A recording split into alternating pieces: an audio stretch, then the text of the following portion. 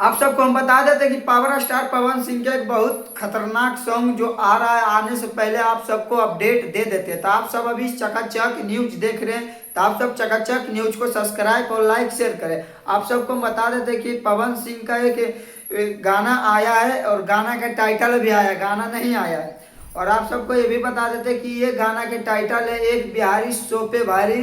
जो ये गाना का अभी पोस्टर रिलीज किया गया सोशल मीडिया पर, ये गाना आप सबके बीच आने वाला है पवन सिंह इंटरटेनमेंट पर, आप सबको भी सुनने के लिए मिलेगा। और ये गाना की बात करते हैं तो गाना 4 तारीख को आने वाला है आप सबको भी। तो आप सबको पहले ही अपडेट दे देते हैं, एक बिहारी सो पे भारी।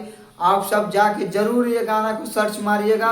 और आप सबको हम बता दें कि चकाचक न्यूज को आप सब सब्सक्राइब लाइक शेयर कीजिए, एक बिहारी सो पे भारी। तो बाकी बात दोस्तों आप सबको हम बता देते चकाचक न्यूज के बारे में, आप सबको क्या समझ में आया है आप सब कमेंट कीजिएगा। बाकी भोजपुरी इंडस्ट्री का लगातार अब आप सबको ताजे खबर सुनने के लिए मिलेगा। बाकी बात